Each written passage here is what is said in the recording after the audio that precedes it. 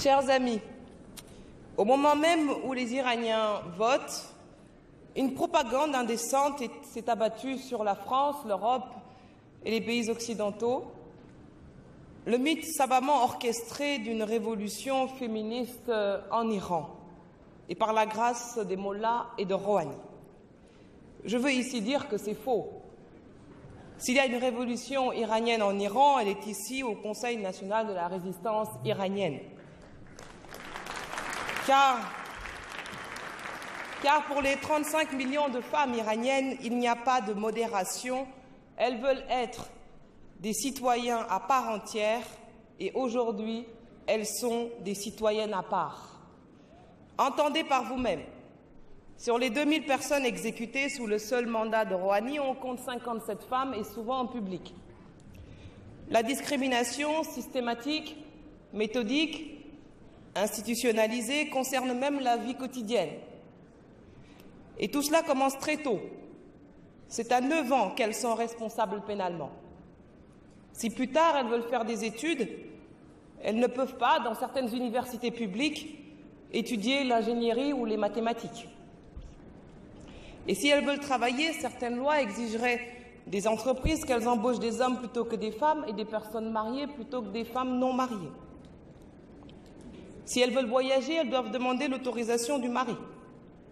La participation des femmes est moitié moindre que celle des hommes. C'est le résultat d'une politique méthodique et systématique. Et pourtant, on estime que le taux d'alphabétisme des femmes et celui de l'inscription des filles à l'école primaire avoisinent les 100%. Mais elles ne se laissent pas faire, les femmes iraniennes.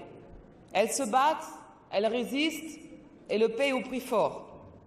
Au moins 50 défenseurs des droits des femmes sont actuellement en prison. Et Madame Myriam Rajavi, leader de l'opposition iranienne, dont le long exil est l'illustration même des sacrifices douloureux qui accompagnent depuis tant d'années son combat. Et derrière elle, il y a une génération qui n'en peut plus d'attendre. Elles sont l'avant-garde de la résistance iranienne, où elles ont été les premières à protester, effectivement, vous l'avez dit, Madame la Présidente, contre le port du voile obligatoire dans les premiers jours du régime. Les premières à être emprisonnées, les premières à être torturées et même exécutées, les mêmes à aller en clandestinité. Ces femmes, y compris des petites filles, ont brisé tous les tabous, fait tous les sacrifices et entraîné les hommes dans ce combat. Ces femmes, célèbres ou anonymes, ne sont pas seulement des filles, des sœurs, des épouses, des mères, des grands-mères, elles sont des héroïnes. Leur combat n'est pas iranien, il est universel.